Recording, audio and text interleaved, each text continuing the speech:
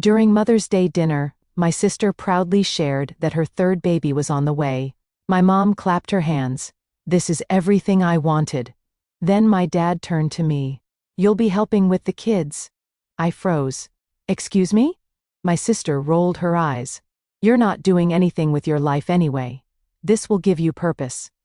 I smiled, pushed my chair back, and left the house. The next morning, my phone buzzed with an unknown number. "Good morning, ma'am. This is the police department." My name is Martha Pierre. I am 37 years old, and the night that broke my family open started with a dinner I almost did not attend. It was the second Sunday of May, 2024. The date was May 12th, and the sun had already started to set behind the row of magnolia trees that lined the street of my childhood home in Baton Rouge, Louisiana. I remember pulling into the driveway and sitting in my car for a full 3 minutes before turning the engine off. Something in my gut told me to drive away, something quiet but sharp, like a whisper wrapped in glass. But I did not listen. I never listened to that voice. Not back then. I had spent the morning at my own house, a modest 2-bedroom place on Rue Fontaine, about 20 minutes from where I grew up. I had bought it 4 years ago with money I saved working as a licensed medical coder at Crescent Health Systems. It was not glamorous work. It was not the kind of career that made family members clap at reunions. It paid well. It gave me stability. It gave me peace.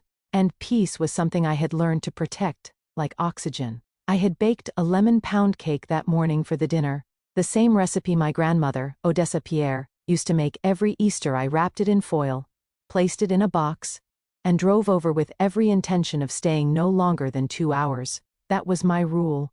2 hours at family dinners. Long enough to be present, short enough to survive. When I walked in, the house smelled like garlic butter and roasted chicken thighs. My mother, Francine Pierre, was standing in the kitchen wearing a lavender blouse with pearl buttons. Her hair freshly pressed, lips painted in that shade of wine she always wore when she wanted to look regal. She was 63 years old, and carried herself like a woman who believed she had done everything right. That was the thing about my mother. She never questioned herself, not once. Not about anything. My father, Bernard Pierre, was in the living room watching a baseball game with the volume too loud. He was 65, retired from his position as a warehouse supervisor at a logistics company in Gonzales. He had a beer in one hand and a toothpick between his teeth. He looked up when I walked in, gave me a nod, and went back to the screen. That nod was about as warm as our relationship had been in the last decade. And then there was my sister, Colette Pierre Landry. She was sitting on the couch with her legs folded beneath her, scrolling through her phone, her 2 children running in circles around the coffee table. Colette was 33 years old, 4 years younger than me, and in the eyes of my parents, she was the sun around which every planet in this family revolved. Her eldest, a boy named Enzo, was 5. Her youngest, a girl named Soleil, was 2. They were loud and messy and full of energy. And within seconds of me walking in, Enzo had already knocked over a glass of water on the side table. Nobody moved to clean it up. Colette barely looked up from her phone. Her husband, Damien Landry, was not there. He was almost never there. Damien worked as a long-haul truck driver and spent most of his time on the road between Texas and Florida. When he was home, he was quiet and detached, like a man who had accepted that his role in the family was to write checks and disappear. I set the pound cake on the counter and kissed my mother on the cheek. She smiled, but it was the kind of smile that had a schedule behind it. She was already arranging plates, already choreographing how the evening would go. My mother loved control the way some people loved music. She could not live without it. Dinner started at 6. We sat around the same oak table where I had eaten every meal as a child. The same scratched surface. The same wobbly leg on the left side that my father had never fixed. My mother had made roasted chicken, rice and gravy, collard greens and cornbread.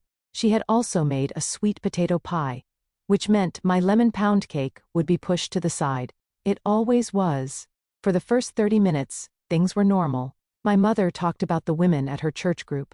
My father chewed loudly. Enzo threw a piece of cornbread at Soleil, who started crying, and Colette told her to hush, without looking away from her own plate. I ate quietly, counting down the minutes in my head. 1 hour and 26 minutes left. Then Colette put her fork down. She looked at my mother, then at my father, and she smiled in a way that made my stomach tighten. It was that smile. The one she wore when she had news.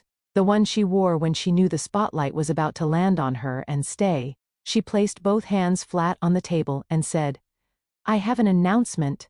My mother immediately leaned forward, her eyes wide, her lips parting like she had been waiting for this exact moment all evening. My father muted the game on the television behind us. Colette took a breath. "Baby number 3 is on the way." The room erupted. My mother clapped her hands together so hard the silverware rattled. She stood up, walked around the table, and wrapped Colette in a hug that lasted longer than any hug she had ever given me. She was crying. Actual tears. "This is everything I wanted," she whispered. "This is everything I have been praying for." My father leaned back in his chair and smiled. Not at me, not at the table. At Colette, always at Colette. I sat there with my fork still in my hand, watching the celebration unfold like a parade I had not been invited to. I was not angry. Not yet. I was just still. I had learned to be still in moments like this. To let the wave of attention roll past me without trying to swim against it. Colette sat back down and started talking about due dates and nursery colors, and how she hoped it would be another girl. My mother was already planning a baby shower. My father was already calculating how to convert the guest room into a nursery when Colette visited, and then it happened. My father turned to me, not with warmth, not with curiosity, with instruction, like he was delegating a task at his old warehouse. "You will be helping with the kids," he said. I blinked. "Excuse me?" He did not repeat himself. He just stared at me like the matter had already been settled. My mother jumped in. "Martha, you had the most flexible schedule out of all of us. It only makes sense Colette is going to need help, especially with 3 little ones and Damien on the road." I opened my mouth to respond, but Colette beat me to it. She looked at me with an expression I had seen 1,000 times before, that mixture of pity and superiority that she had perfected since childhood. "You are not doing anything with your life anyway," she said. "This will give you purpose." The table went silent. I looked at my mother. She did not correct Colette. She did not flinch. She just looked at me with eyes that said, "Well, she is not wrong." I looked at my father. He took a sip of his beer. Something in me shifted, not cracked, not broke, shifted, like a door that had been stuck for years finally swinging open. I set my fork down gently. I folded my napkin and placed it beside my plate. I smiled, not because I was happy, but because I finally understood something I had been too afraid to admit for 37 years. I pushed my chair back, stood up, and walked out of that house without saying another word. The drive home was quiet. I did not turn on the radio. I did not cry. I did not call anyone. I just drove through the warm Louisiana night, with the windows down and my hands steady on the wheel. When I got home, I locked the door, set my phone on the counter, and went to bed. I did not know it yet, but the next morning was going to change everything. I woke up at 6:47 in the morning to the sound of my phone vibrating on the nightstand. The screen showed an unknown number with a Baton Rouge area code. I almost let it go to voicemail. I wish I could say I had some kind of instinct about what was coming, but the truth is, I was just tired. My body felt heavy from the night before, not from the food, but from the weight of everything I had swallowed and never said. I picked up on the 4th ring. "Good morning, Ma. This is the Baton Rouge Police Department, East Precinct. Am I speaking with Martha Pierre?" My heart dropped into my stomach. "Yes, this is Martha. Ma'am, we have a situation involving your mother, Francine Pierre. She called in a welfare check on you last night. She reported that you left a family gathering in a state of emotional distress, and she was concerned about your safety." I sat up in bed. My mouth went dry. She, the officer, a man with a calm but firm voice, repeated himself. My mother had called the police at 11:42 the previous night, and told them I had stormed out of a family dinner, that I had been acting erratic, and that she was worried I might be a danger to myself. I could feel my pulse in my ears. "Officer, I am perfectly fine. I left a dinner because I chose to leave. I drove home. I went to bed. That is all that happened." He asked if I would be willing to confirm my location and allow an officer to do a brief visual check. I agreed, not because I wanted to, but because I knew that refusing would only make things worse. 20 minutes later, a patrol car pulled into my driveway. A female officer came to my door, looked me over, asked me a few routine questions, confirmed I was safe, and left. She was polite, professional. That the humiliation I felt standing in my doorway in pajamas at 7 in the morning, being evaluated like a person in crisis, was something I will carry for a long time. After the officer left, I sat at my kitchen table and stared at the wall. My mother had called the police on me, not because she was worried, because I had left, because I had refused to play my part, because I had disrupted the script she had written for my life, and instead of calling me directly, instead of asking if I was okay, she had called the authorities. That was who Francine Pierre was. If she could not control you, she would find someone who could. My phone started ringing again at 8015. This time it was a number I recognized. It was my Aunt Lenore, my mother's younger sister. Lenore was 58 and lived in Lafayette. She was the kind of woman who always showed up with casseroles and opinions. I picked up because I knew if I did not, she would drive the full hour and a half to my house. "Martha, what on earth happened last night? Your mama called me crying. She said you walked out on the family and now you will not answer your phone." I did not walk out on the family. I left a dinner where I was disrespected. Disrespected how? Your mama said you got upset because Colette is having another baby. I closed my eyes. Of course, that was the version of events my mother had shared. Of course the story had already been rewritten before the sun came up. That is not what happened. I said, Colette announced her pregnancy, and before anyone even asked how I felt about anything, Dad told me I would be watching her kids, and Colette said I was not doing anything with my life, and that babysitting would give me purpose. Nobody corrected her. Nobody said a word, so I left. There was a pause on the other end.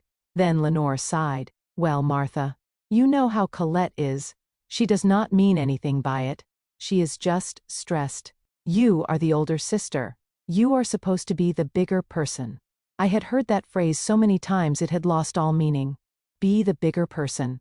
Absorb the insult. Ignore the favoritism. Smile through the dismissal.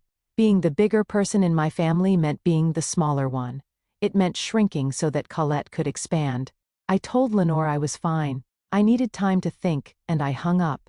By noon, I had 17 missed calls. 6 from my mother, 4 from Colette, 3 from Lenore, 2 from my cousin Trees, who I had not spoken to in over a year, and 2 more from unknown numbers that I suspected were other relatives my mother had recruited for her campaign.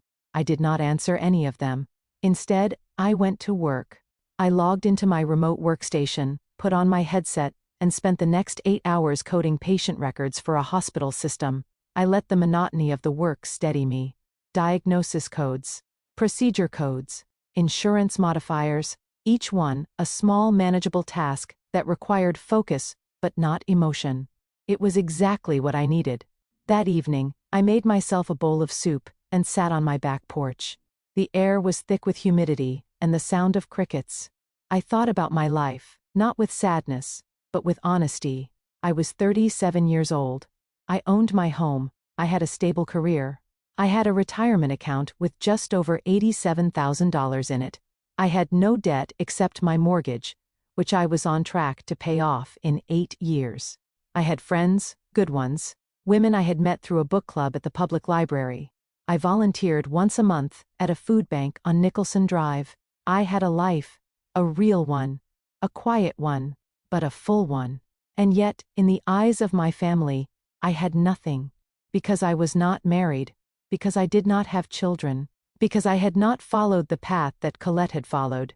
The path my mother had laid out like a blueprint since we were girls. Get married young, have babies, build a family. That was the only version of womanhood my mother recognized.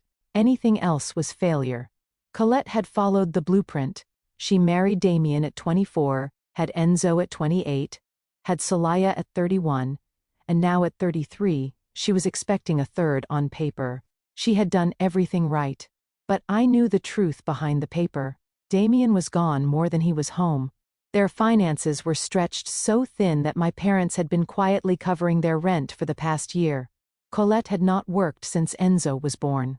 She spent most of her days on social media, posting photos of her children with captions about blessed motherhood, while my mother picked up the slack. And now, with a third baby on the way, the slack was about to get heavier, and my parents had decided, without asking me, without considering me, that I would be the one to carry it. The next 2 days were a blur of texts and voicemails I did not respond to. My mother left messages that ranged from guilt to anger. "Martha, I raised you better than this. Call me back. Martha. Your father and I are very disappointed in you. Martha, Colette is crying. She thinks you do not love her children." Each message was carefully designed to make me feel like the villain. And for a brief moment, it almost worked. On Wednesday, I received a text from Colette. It was not an apology.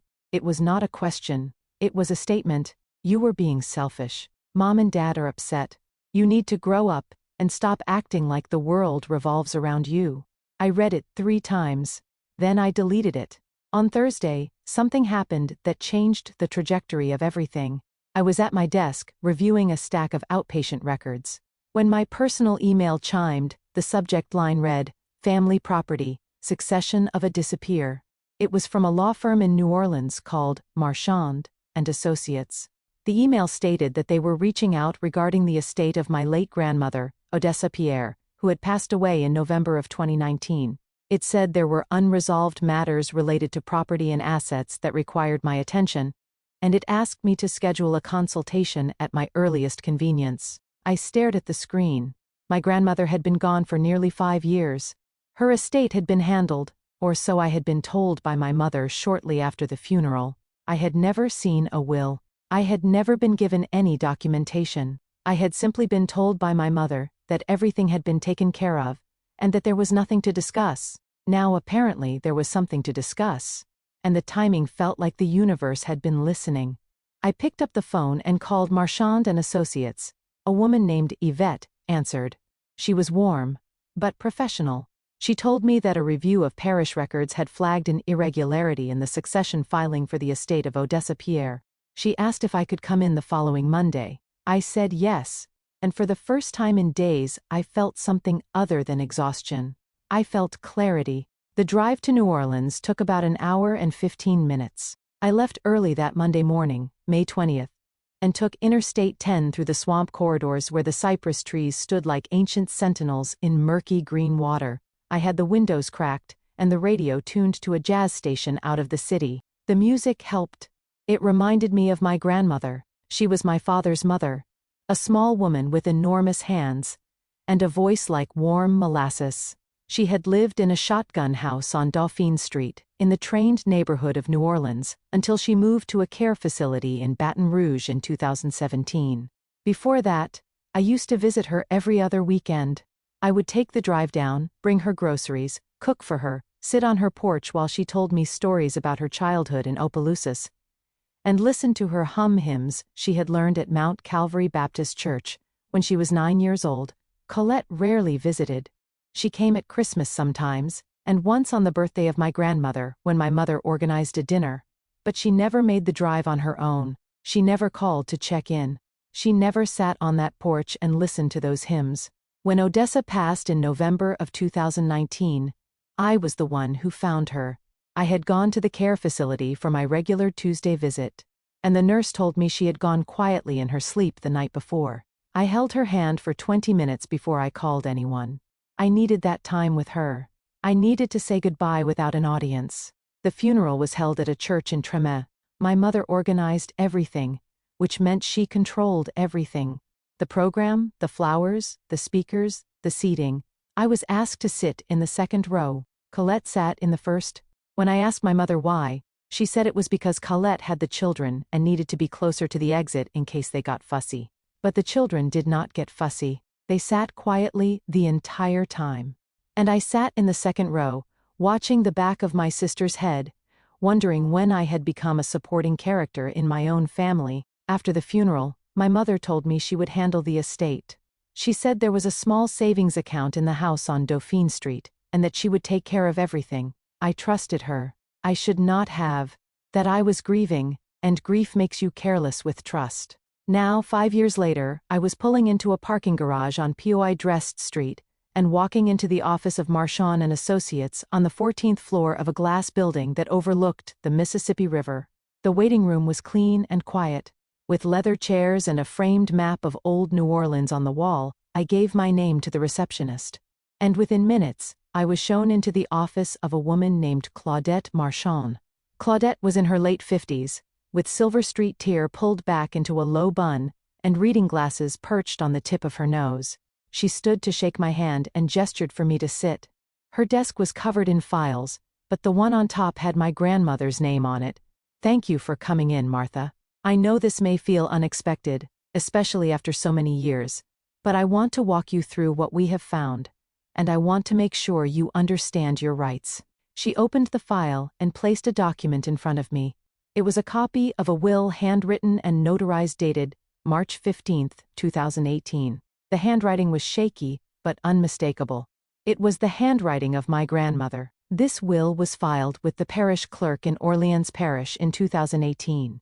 It names you, Martha Elaine Pierre, as the primary beneficiary of the estate of Odessa Marie Pierre. I felt the room tilt. Primary beneficiary? Claudette nodded. According to this document, the estate credit union and a life insurance policy valued at $150,000. There is also a smaller bequest to your sister, Colette Pierre Landry, in the amount of $10,000, and a note, which I will get to in a moment. I could not speak. I just sat there, staring at the will, at my grandmother's handwriting, at the words that had been waiting for me for 6 years. What happened to the succession? I asked. My mother told me she handled everything. Claudette removed her glasses and folded her hands. That is the irregularity we flagged. A succession was filed in East Baton Rouge Parish in early 2020 by your mother, Francine Pierre, acting as the alleged executor. However, the will she submitted was not this will. It was a typed document, unsigned by your grandmother, that distributed the estate equally between you and your sister. That succession was processed, and the assets were distributed accordingly. Distributed how? The house on Dauphin Street was sold in April of 2020 for $20,000. The proceeds, along with the savings account and the life insurance payout, were deposited into a joint account held by your mother and your sister. My hands were trembling. How much total? Claudette looked at her notes. Approximately $390,000. I sat back in my chair. The air in the room felt thin. $390,000. My grandmother had left me a house, a savings account, and a life insurance policy, and my mother had taken all of it, rewritten the will, and funneled the money to herself and Colette. How did you find the original will? I asked. A routine audit by the parish clerk's office in Orleans Parish turned up the discrepancy. The original will was on file here in New Orleans, but the succession was filed in Baton Rouge using a different document. When the clerk flagged it, they contacted us because we were listed as the notary office that witnessed the signing of the Claudette reached into the file again and pulled out a single sheet of paper. There is also this. Your grandmother asked me to include a personal note to you to be delivered when the will was executed. It was never delivered because the original will was never used. She handed me the note. It was one paragraph, written in pencil on lined paper. Martha, my sweet girl, you are the one who came. You are the one who sat with me. You are the one who listened. I am leaving you what I have because you gave me what no one else did. Your time, your kindness, your presence. Do not let anyone tell you that your life is small. It is not. It is full of the things that matter. I love you more than I can say. Grandma Odessa. I broke right there in that office with the Mississippi River shining through the window and the home of the city below. I broke open like a dam that had held too long. I cried in a way I had not cried since the day I found her gone. Deep, shaking sobs that came from a place I did not even know still existed inside me. Claudette handed me tissues and sat quietly. She did not rush me. She did not fill the silence with words. She just let me grieve, not just for my grandmother, but for the betrayal that had been hiding in plain sight for 5 years. When I finally composed myself, I asked the only question that mattered. What can I do? Claudette put her glasses back on. You have several options. The original will is a valid, notarized legal document. The succession filed by your mother using a different document is potentially fraudulent. You can file a petition to reopen the succession, challenge the fraudulent filing, and seek recovery of the assets that were wrongfully distributed. You may also have grounds for a civil suit against your mother and your sister for conversion and unjust enrichment and criminal charges. That would be up to the district attorney. But yes, filing a false succession document is a criminal offense in Louisiana. If you choose to pursue that road, the evidence is strong. I sat there for a long time, turning the note from my grandmother over in my hands. The words blurred through my tears, but I did not need to read them again. I had already memorized every one. I looked at Claudette and said, "I want to move forward, all of it." She nodded. "Then let us get started." I walked out of that office with a copy of the original will, the personal note from my grandmother, a folder full of documents, and a fire in my chest that I had never felt before. My mother had stolen from me, not just money, not just property. She had stolen the last gift my grandmother ever gave me. She had erased the words of a dying woman to keep control, and she had done it all while telling me there was nothing to discuss. There was plenty to discuss now. I did not go home after leaving the law office. I drove through the streets of New Orleans until I found myself on Dauphine Street, parked in front of the house that used to belong to my grandmother. It looked different. The new owners had painted it sage green and added a wrought iron gate that Odessa never would have chosen. The porch where I used to sit with her had been enclosed with glass, and the rocking chair was gone. I sat in my car and looked at it for a long time. This house was supposed to be mine. My grandmother had wanted me to have it.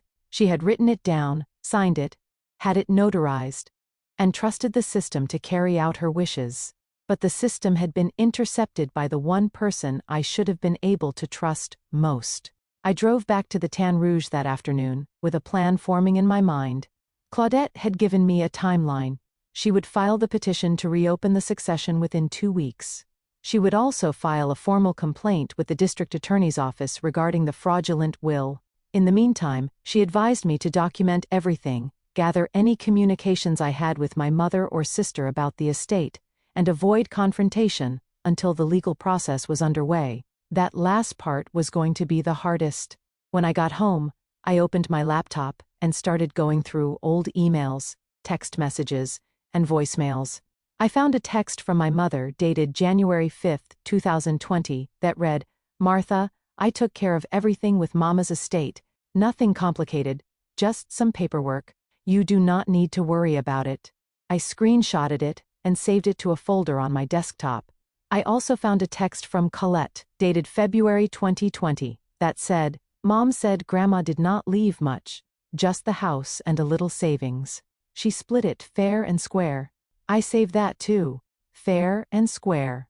The words made my jaw tighten. $390,000, and I had not seen a single cent, not one. Over the next few days, I went about my life as normally as I could. I worked. I went to the grocery store. I attended my book club meeting on Wednesday night. I smiled and laughed and talked about the novel we were reading. A story about a woman who rebuilds her life after a devastating loss. The irony was not lost on me. My book club consisted of 4 women who had become my closest friends over the past 3 years. There was Nadine, a 42-year-old school counselor with a deep laugh and an even deeper sense of loyalty. There was Corinne, a 39-year-old dental hygienist who had survived a bitter divorce and came out the other side with a dry wit and a backbone made of steel. And there was Marguerite, a 45-year-old retired nurse who now ran a small bakery on Government Street and had the kind of calm wisdom that made you feel safe just being in her presence. I had not told any of them what was happening. Not yet.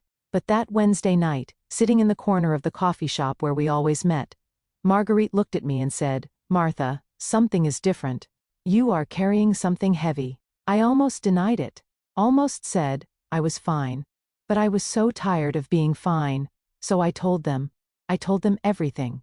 The dinner, the announcement, the comment from Colette, the police welfare check, the law firm, the will, the stolen estate.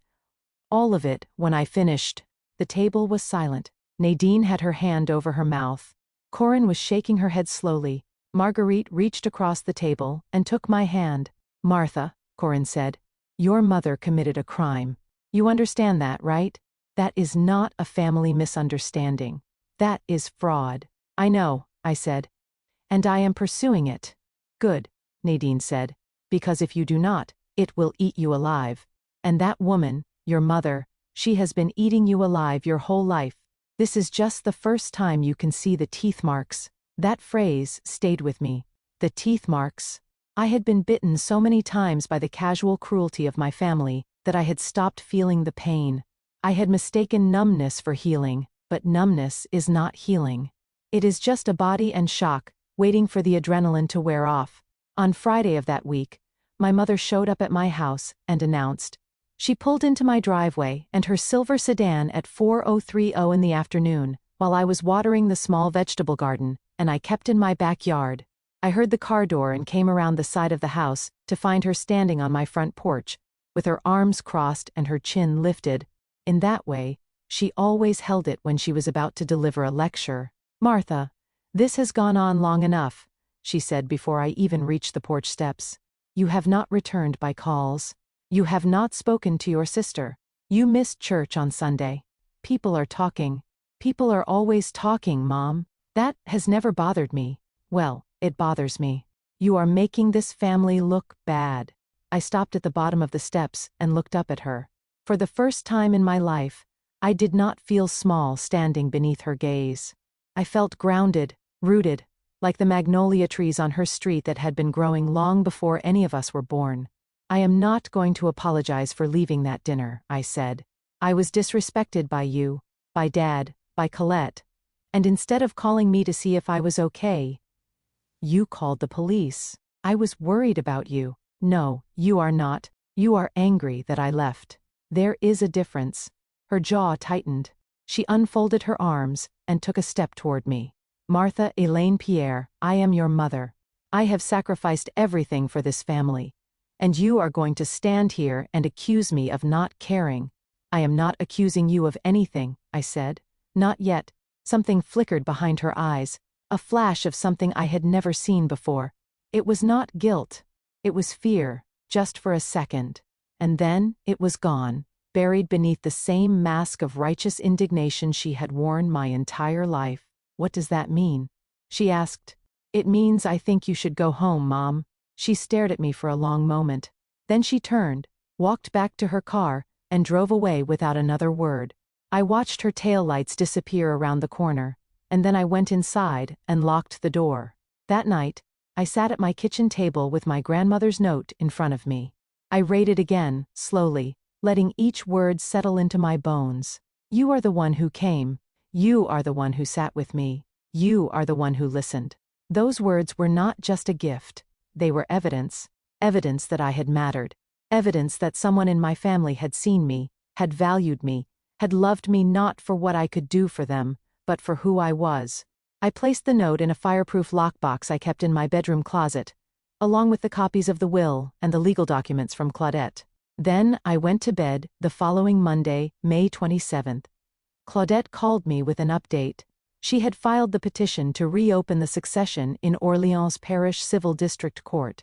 She had also submitted a formal complaint to the East Baton Rouge District Attorney's Office, accompanied by copies of the original will, the fraudulent will, and the parish records showing the discrepancy. She told me that the process would take time, possibly several months, but that the evidence was overwhelming and she was confident in the outcome.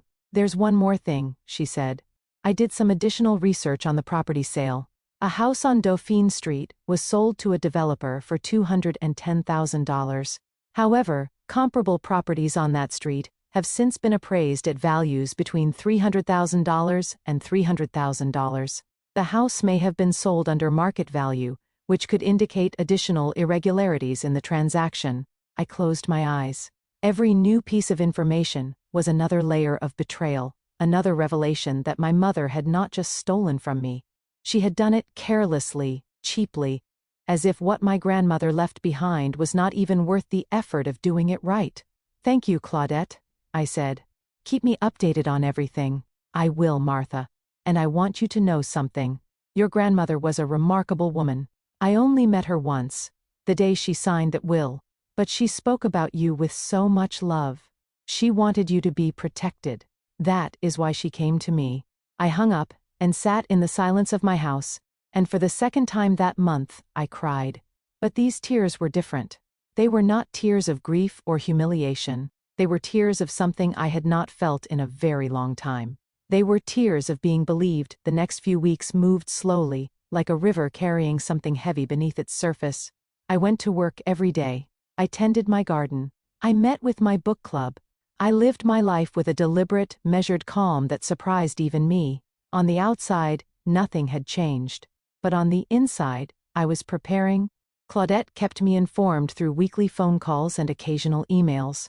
The court had accepted the petition to reopen the succession. Hearing date was set for August 14th. The district attorney's office had opened a preliminary investigation. The wheels of justice were turning, slowly but unmistakably. In the meantime, my family continued to behave as though nothing had changed, because in their guilt and anger, "Martha, I do not understand why you are being so difficult. Martha, Colette needs support right now. This is not about you. Martha, your father has high blood pressure. This stress is not good for him." Each message was a variation on the same theme: that I was the problem, that my silence was a wound I was inflicting on them, that the only path to family harmony was my compliance. I did not respond to any of them. Colette sent me a series of texts during the first week of June that ranged from dismissive to hostile. "You are really going to throw a tantrum over being asked to help? You are almost 40 years old with no husband and no children, and you cannot even help your own sister. Mom says you are going through something. Whatever it is, get over it." The last one was a photo of her sonogram with the caption, "This baby deserves an aunt who shows up." I saved every message, every voicemail, every text. Colette had told me to document everything, and I did. In the middle of June, something unexpected happened. My father called me, not my mother using his phone, not a group call, just him, Renard Pierre, calling his eldest daughter, which he had not done in over a year. "Martha," he said. His voice was gruff the way it always was, but there was something underneath it. Something tired. "Dad, your mama is real upset. She wants you to come to Sunday dinner." "I am not coming to Sunday dinner. Martha, this family volunteered me as a babysitter and told me I have no purpose. I do not owe anyone dinner after that." There was a long silence. Then he said something that stopped me cold. "Your grandmother would not have wanted this." I gripped the phone so hard my knuckles turned white. "Do not talk to me about what my grandmother would have wanted. You do not know the first thing about what she wanted." He hung up, and I stood there in my kitchen, shaking with a fury I did not know I was still capable of feeling.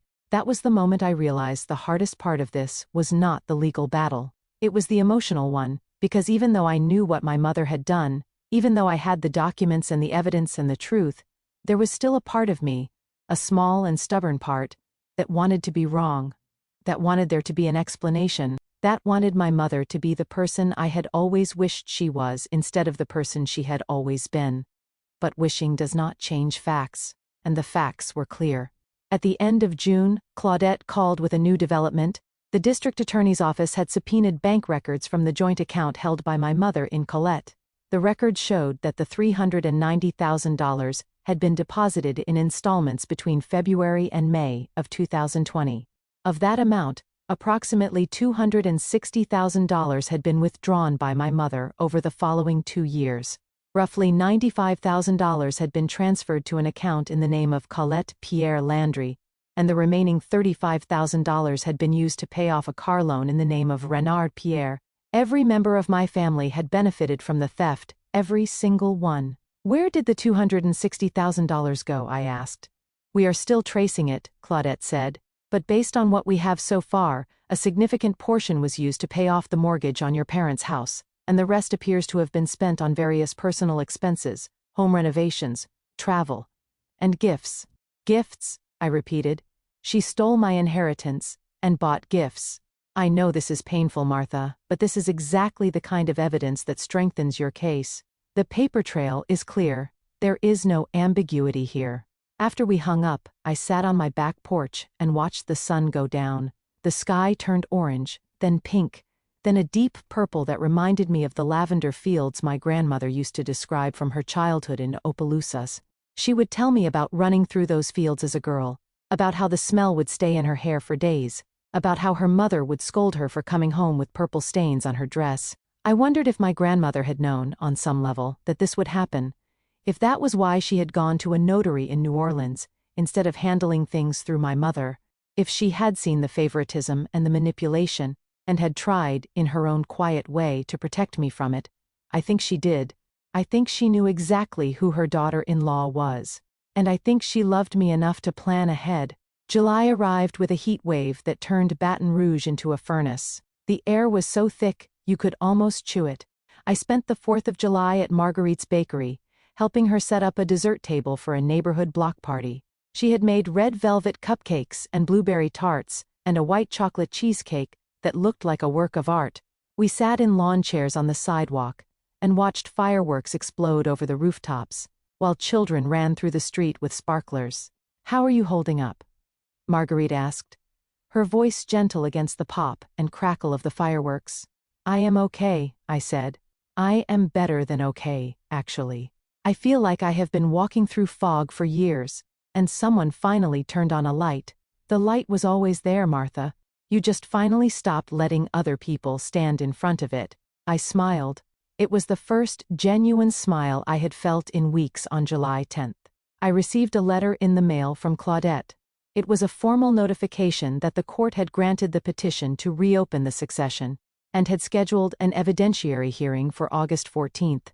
Attached was a list of documents that would be presented, including the original notarized will, the fraudulent will filed by my mother, bank records, property sale records, and the sworn affidavit of Claudette Marchand, confirming that she had personally witnessed the signing of the original will in 2018. The letter also included a note from Claudette. It read, "Martha, the court has issued summons to Francine Pierre and Colette Pierre Landry to appear at the hearing. They will be served within the next 10 days. I want you to be prepared for the fallout. This is the part where things get loud." She was right. On July 18th, at 9:22 in the morning, my phone rang. It was my mother. I picked up. "Martha." Her voice was different, not angry, not lecturing. Trembling. "Martha, there are people at my door. They say I have to go to court. They say this is about Mama Dessa's estate. What did you do?" "I did not anything, Mom. The truth did." "What truth? What are you talking about?" "I handled everything fairly. I split everything between you and Colette." "No, you did not. You filed a fake will. You sold the house. You took the insurance money and you gave me nothing." The lying went quiet. Then I heard breathing. Fast, shallow breathing. "Martha, you do not understand. I did what I had to do. Colette needed the money. She had the children. She had bills. You were fine on your own. You have always been fine. So because I took care of myself, I deserved to be robbed. I did not rob you. The court will decide that." She started crying. Loud, theatrical sobs that I had heard 100 times before family gatherings, when she wanted sympathy. But this time, they did not move me. They did not even touch me. Because I had finally learned the difference between a woman in pain and a woman performing pain. "I am your mother, Martha. You cannot do this to your own mother.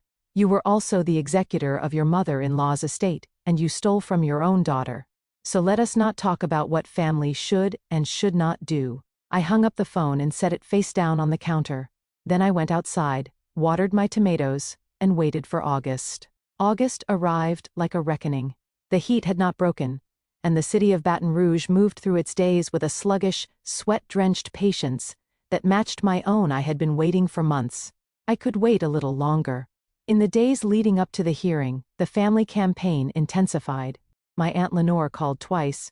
My cousin Teresa sent a long text message explaining that my mother was not well and that pursuing legal action would destroy the family. My Uncle Bertrand, my father's brother who lived in Shreveport, and whom I had not spoken to in 3 years, called to tell me I was making a grave mistake and that my grandmother would be spinning in her grave if she knew what I was doing. I told him that my grandmother was the reason I was doing it. He hung up. Colette, meanwhile, had gone silent. After weeks of hostile texts, She stopped communicating entirely. I did not know if this was because she had been advised by a lawyer to stop, or because she was scared, or because she simply had nothing left to say. Whatever the reason, the silence from her was louder than anything she had ever spoken. On August 12th, 2 days before the hearing, I received an unexpected visitor. I was in my kitchen, making coffee, when I heard a knock at my front door. I opened it to find Amy and Landry standing on my porch. He looked tired, his eyes were red, and his hands were pushed deep into the pockets of his jeans. He was wearing a faded trucking company polo and work boots. He smelled like diesel and long roads. "Martha," he said. "I know I should have called first, but I did not want Colette to know I was coming." I stepped aside and let him in. We sat at my kitchen table, and I poured him a cup of coffee. He wrapped both hands around the mug and stared into it for a long time before speaking. "I did not know about the money," he said. "Not all of it. Colette told me her mama gave her some money from your grandmother's estate, said it was $20,000. I did not ask questions I should have. How much did she actually get? I found the bank statements last week. She got $95,000. She used most of it on clothes, vacations, and a down payment on a car she told me her parents bought her." I nodded slowly. I was not surprised, disappointed, not surprised. "There is something else," Damien said. He set the mug down and looked at me directly. "It is not just about the money. It is about the lying, the spending, the way she treats everyone around her like they exist to serve her. I cannot do it anymore. Not with a third baby on the way. Not when I know who she really is. I am sorry, Damien. Do not be.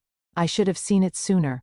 But I was gone so much. I told myself things were fine, that she was handling things, that her family was helping." He laughed, but there was no humor in it.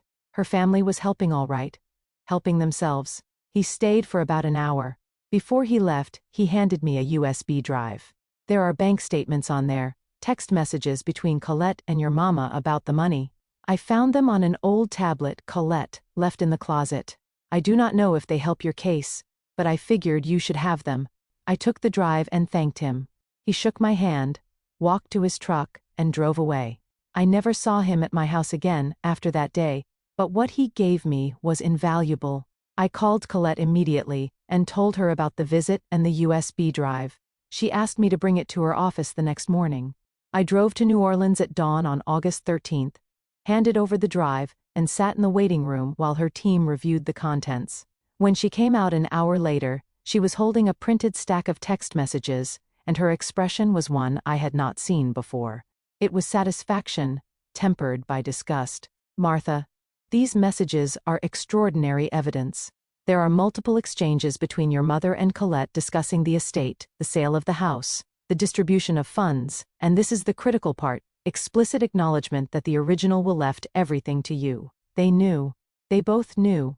There is a message from your mother to Colette, dated December 2019, 1 month after your grandmother passed, that reads, and I am quoting directly, 'Mama Odessa left everything to Martha, everything. The house, the savings, the insurance. We cannot let that happen. Martha does not need it. You have 2 babies. We will take care of this ourselves.'" I felt the air leave my lungs. I had suspected. I had even assumed. But seeing the words in black and white, knowing that my mother had looked at the wishes of a dead woman and decided they did not matter, that was a different kind of pain. It was the pain of absolute certainty. "This changes the case significantly," Colette continued. "This is not just negligence or a misunderstanding. This is deliberate, premeditated fraud. The district attorney will want to see this." She made copies and placed the originals in a secure file. Then she looked at me across her desk and said, "Are you ready for tomorrow?" "I have been ready my whole life." I said the hearing was scheduled for 10 in the morning at the Orleans Parish Civil District Court on Loyola Avenue. I arrived at 9:15, wearing a navy blue dress I had bought specifically for the occasion and the pearl earrings my grandmother had given me on my 25th birthday. Claudette was already there, organized and composed, her files laid out on the table with surgical precision. The courtroom was smaller than I expected, wood-paneled walls, fluorescent lighting, and rows of benches that were mostly empty. The judge was a woman named Honorable Vivian Arsino, a sharp-eyed woman in her 60s, who looked like she had seen every lie the state of Louisiana had to offer. My mother arrived at 9:45 with a lawyer I did not recognize. A man in a gray suit, who looked like he had been hired the week before. My father was with her. He sat behind her on the bench, his face set in a hard expression that I had come to understand was not anger, but fear. He was afraid. I could see it in the way he kept rubbing his hands together, the way his eyes darted around the room without landing anywhere. Colette was not there. Her lawyer had submitted a statement saying she was unable to attend due to her pregnancy. But I noticed the judge's expression when this was read aloud. She did not look sympathetic. She looked skeptical. The hearing began. Claudette presented the original notarized will and explained the discrepancy between it and the document filed by my mother. She presented the bank records, the property sale records, and the text messages recovered from the USB drive. She called me to the stand and asked me to describe my relationship with my grandmother, my understanding of the estate, and the moment I learned the truth, I spoke clearly and calmly. I told the court about the visits to Dolphin Street, about the porch and the hymns, and the lemon pound cake recipe, about being told by my mother that there was nothing to discuss, about the letter from Claudette's firm and the personal note my grandmother had written to me. When I read the note aloud, the courtroom was silent. Even the judge paused her pen. My mother's lawyer attempted to argue that the original will was outdated and that my grandmother had verbally indicated she wanted the estate divided equally, but he had no evidence to support this. No witnesses, no documents, just words spoken by a man who clearly did not believe them himself. The judge listened to both sides, reviewed the documents, and then did something I did not expect. She recessed the hearing for 1 hour and asked to review the text messages privately in her chambers. When she returned, her face was stone.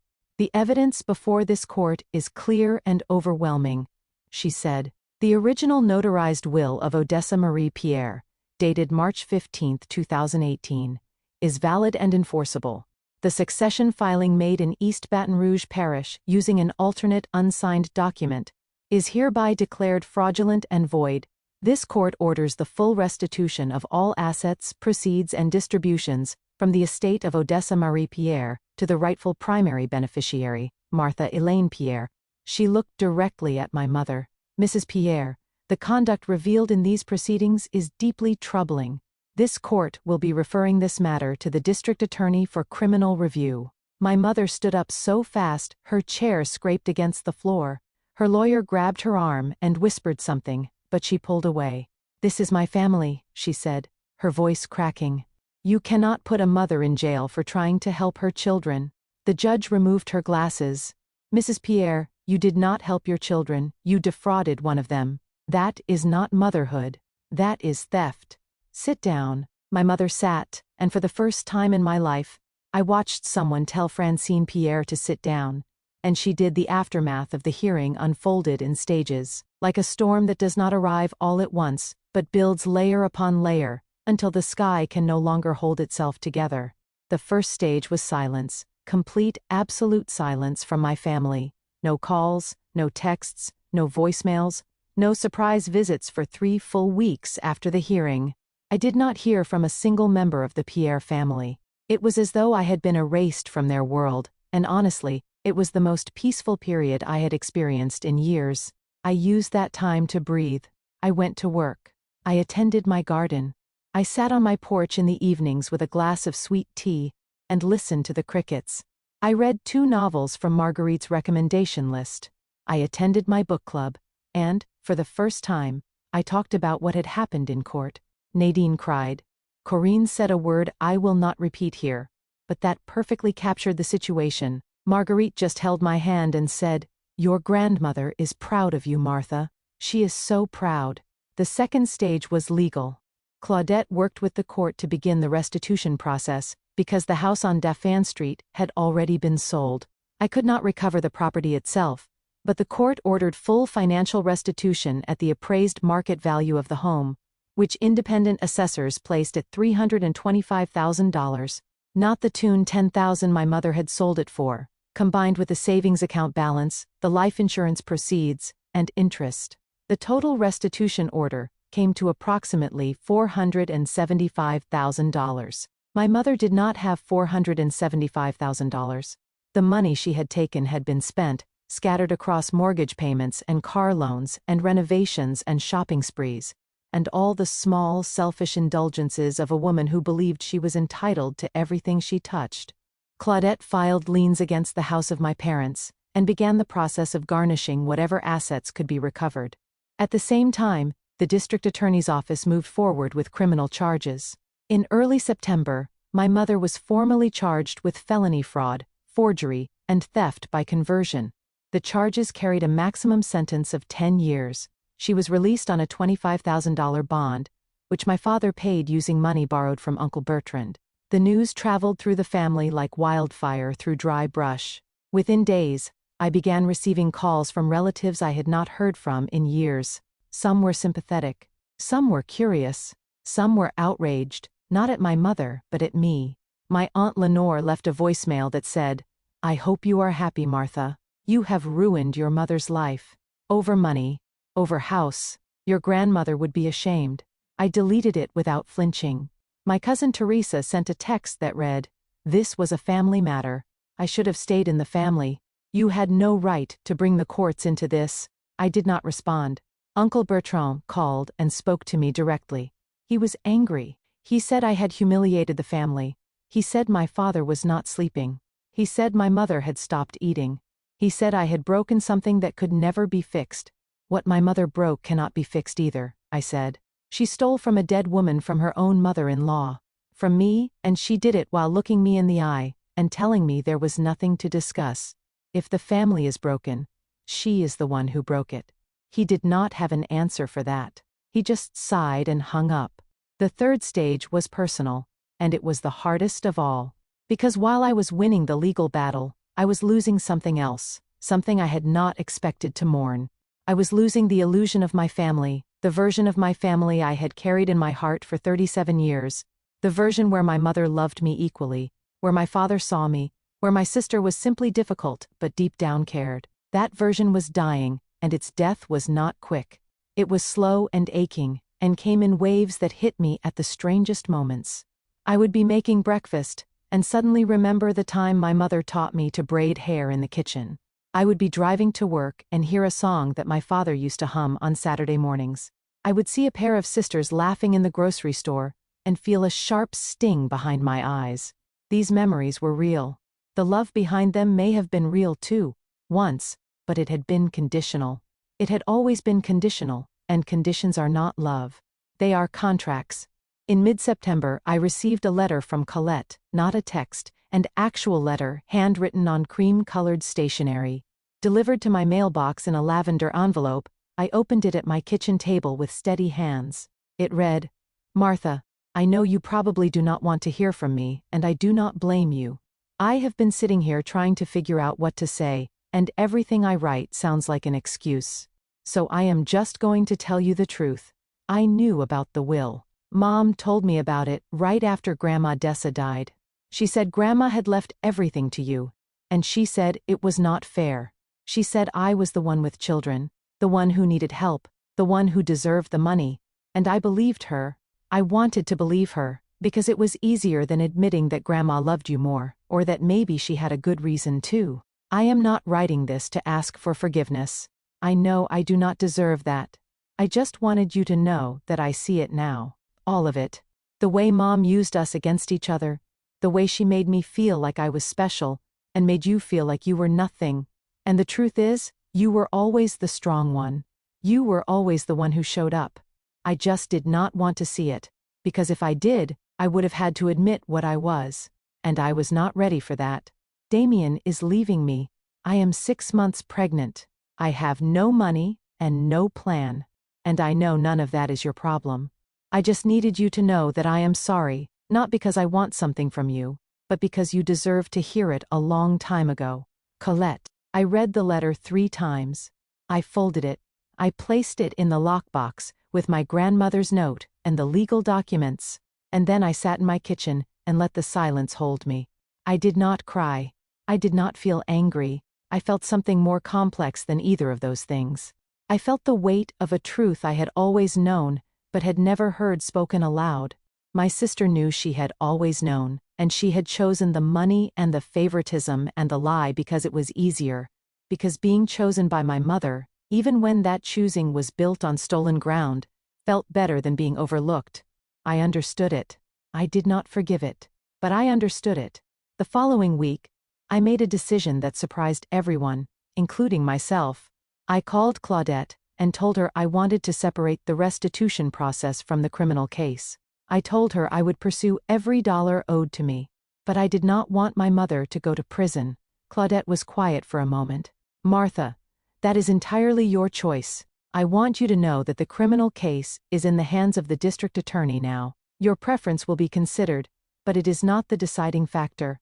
However, I can communicate to the DA that you are not seeking maximum penalties, and that may influence the outcome. Do that, I said. I do not want her in a cell.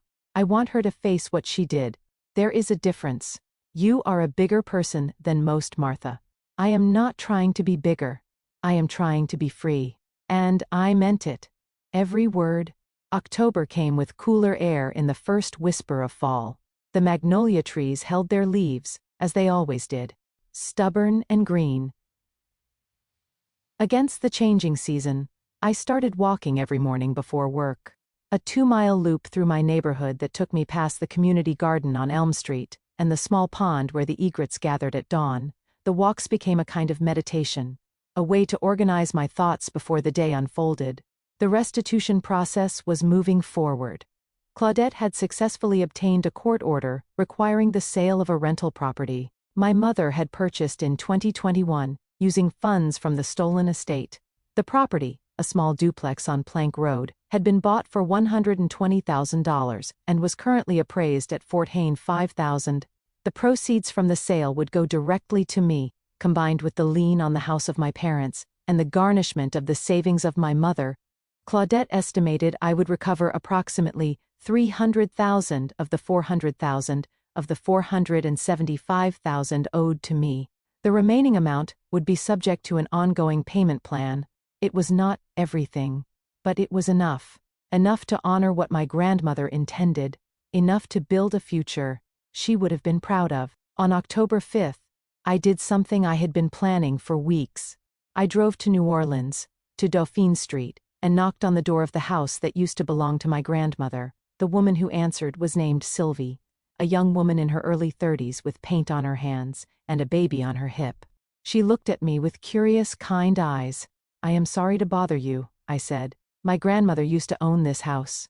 Her name was Odessa Pierre. I just wanted to see it one more time, if that is okay." Sylvie smiled. "Come in." The inside had been completely renovated. The walls that used to be paper with floral prints were now smooth and white. The kitchen where my grandmother made gumbo and sweet potato pie had been modernized with stainless steel and marble. The bedroom where she slept was now a nursery.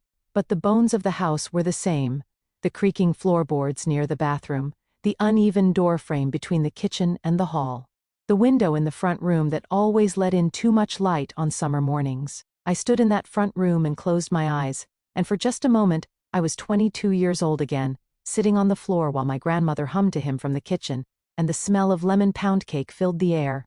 The memory was so vivid it almost hurt. Sylvie let me stay as long as I need it. Before I left, she told me something that made me stop in my tracks. When we bought this house, the seller's agent mentioned that the previous owner was a woman named Odessa, who had lived here for over 40 years. She said the neighbors all loved her. They still talk about her. She was easy to love. I said. I drove back to Baton Rouge with a peace I had not felt since before the dinner in May. The house was gone, but the memory was mine. No one could steal that. In late October, the district attorney's office reached a plea agreement with my mother, given her age, her lack of prior criminal history, and my communicated preference for leniency. The felony charges were reduced. She pleaded guilty to 1 count of fraud and 1 count of forgery. She was sentenced to 3 years of probation, 200 hours of community service, and was ordered to cooperate fully with the restitution process. She would not go to prison, but she would carry the conviction for the rest of her life. I was not at the sentencing. I chose not to be. Claudette attended on my behalf and called me afterward. "Your mother cried in the courtroom," she said. She told the judge she was sorry. She said she never meant to hurt you. Did she look like she meant it? Claudette paused. I think she is sorry she got caught. Whether she is sorry for what she did is a different question. That was honest enough. On November 1st, I received the first payment from the restitution order. It was a direct deposit of $45,000. From the sale of the duplex on Plank Road, I stared at the number on my bank statement for a full minute. Then I transferred $30,000 of it into a new savings account I had opened specifically for a project I had been dreaming about for years.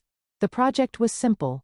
I wanted to buy a house and dream and turn it into a community space, a small gathering place where people could come for free meals, book readings, and conversation. A place that felt like the porch of my grandmother, open and warm and welcoming to anyone who needed to sit and be heard. I wanted to name it Odessa's Porch. It was not a fully formed plan yet. It was a seed. But seeds are how everything begins in mid-November, exactly 5 years after my grandmother's passing. I drove to the cemetery in Opelousas where she was buried. It was a small rural cemetery, surrounded by sugarcane fields and live oak trees. Her stone was modest, gray granite with her name, dates, and a single line that read, "She gave what she had." I placed a bundle of fresh lavender on the grave and sat in the grass beside it. The sun was low and golden, and the air smelled like earth and sugarcane, and something old and sweet that I could not name but recognized in my bones. "I found it, Grandma." I whispered. "I found the will. I found your note, and I fought for it. I fought for everything you left me, not because of the money, but because you chose me, and I was not going to let anyone take that away." I sat there until the sun went down. Then I drove home, and for the first time in 5 years, I slept without dreaming. December came quickly. The holidays were approaching, and for the first time in my adult life, I made no plans to spend them with my family. I did not feel sad about this. I felt deliberate. I had spent 37 years sitting at a table where I was not valued. This year, I would set my own table. On December 14th, I hosted a dinner at my house. I invited Nadine, Corinne, Marguerite, and their families. Marguerite brought a chocolate cake from her bakery.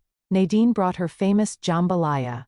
Corinne brought wine in a story about a terrible date she had been on the week before that had the entire table crying with laughter. We ate, we laughed, we told stories, we sat on my porch with blankets, and watched the stars come out over Baton Rouge.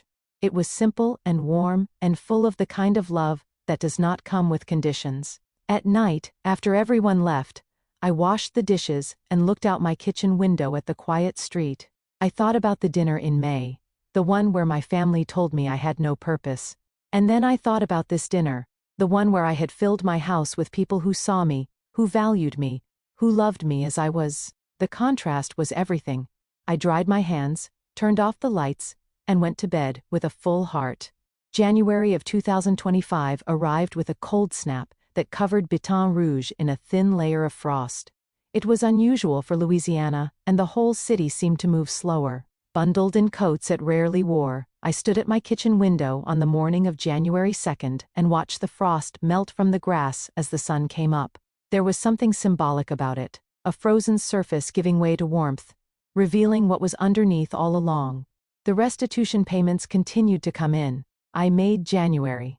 I had recovered a total of $215,000. The remainder was being collected through the garnishment of the Social Security check of my mother, a process that Claudette said would take several years to complete. I did not rush it. The money was owed to me, and it would come in its own time. I had learned patience in ways I never expected.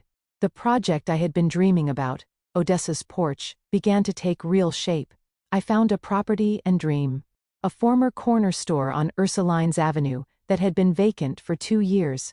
It was small, only about 1,100 square feet. But it had high ceilings, good natural light, and a wide front porch with enough room for 4 rocking chairs. The asking price was $105,000. I made an offer of $125,000, and it was accepted. The purchase went through on February 10th. I stood on that porch with the keys in my hand and cried for the 3rd time in this story. But these were the best tears, the kind that come when something you have imagined in the quiet corners of your mind suddenly becomes real and solid in yours. I hired a local contractor named Gerard to do the renovations. He was a stocky man in his 50s, with kind eyes and a work ethic that started at dawn and did not stop until the light was gone. We planned to open the front room as a community gathering space, convert the back room into a small kitchen for meal prep, and install a library wall along the west side where people could borrow books on the honor system. The budget was tight, but Marguerite offered to donate baked goods for the opening. 18 organized a fundraiser at her school that brought in $4,000 in donations. Korean handled the social media presence, creating accounts and posting progress photos of the renovation that attracted attention from neighbors and local journalists. By March, the story of a desk's porch had been picked up by a small community newspaper in New Orleans called The Dream Tribune. A reporter named Josephine wrote a teacher about the project, about my grandmother, and about the inheritance that had been stolen and recovered. She did not use my family's names at my request. She simply wrote about a woman who lost her grandmother's legacy to family betrayal and chose to rebuild it into something that served the community. The article went viral locally. Within a week, I received messages from people all over New Orleans, offering to volunteer, donate supplies, and share their own stories of family loss and rebuilding. A retired carpenter named Mr. Thibodeau showed up one morning with a truck full of reclaimed wood and spent 3 days building the bookshelves for free. A woman named Delphine brought boxes of novels and poetry collections from her personal library. A group of teenagers from a nearby high school volunteered to paint the walls during their spring break. It was becoming something bigger than I had imagined, something my grandmother would have loved. In the midst of all this, I received an unexpected call. It was from Colette. I had not spoken to her since the letter she sent in September. I picked up, not because I was ready, but because I was curious. Martha. Her voice was thin, tired, different from the voice I had known my entire life. I had the baby, a girl, born on February 28th. Congratulations, I said. And I meant it. I named her Odessa. I went still. The silence between us stretched for a long time. Martha, I know I have no right to use that name. I know you probably think I am doing it to manipulate you or win you over, but I swear on my children, I am not. I named her Odessa because I want her to grow up knowing who her great-grandmother was. The real version. Not the version Mom told us, the version you lived. I listened to Colette describe her life without judgment.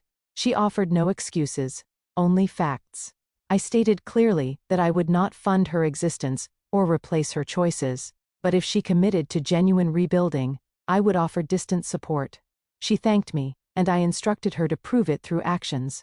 We ended the conversation in a quiet understanding that acknowledged our shared past while protecting my boundaries. In March, Claudette informed me that the court recovered $200,000. The final total would reach $350,000 through ongoing payments. My mother completed her probation terms by working at a local food bank.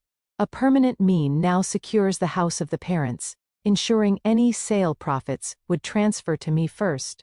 Claudette noted the rare grace throughout the legal proceedings. I opened the porch of Odessa on the first day of April.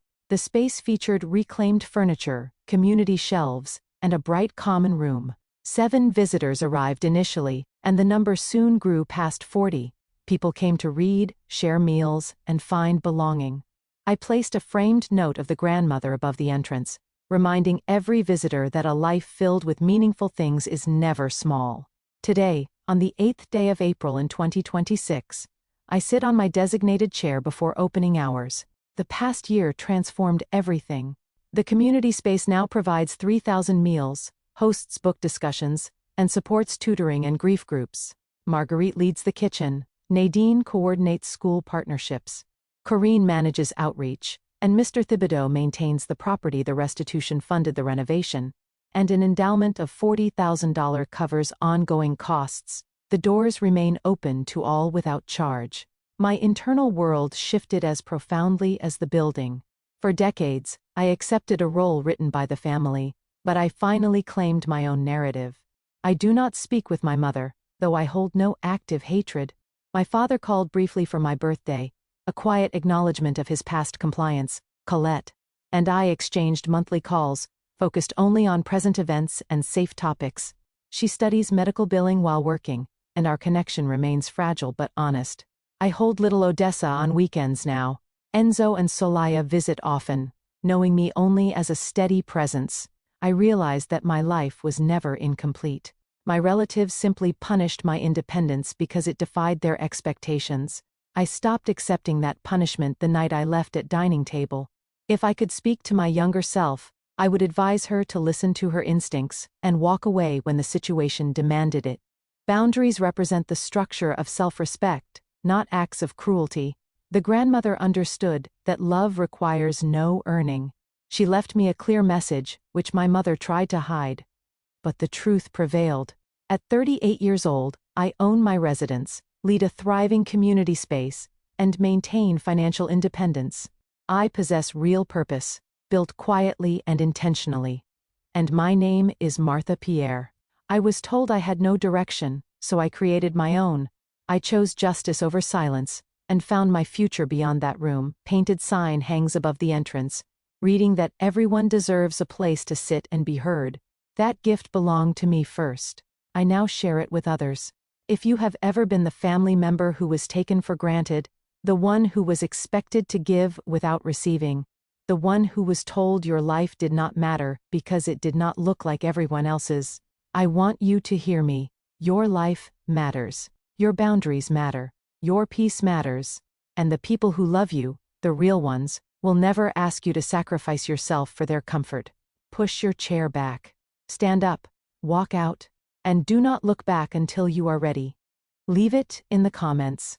I read every single one because everyone deserves a place to sit and be heard, including you.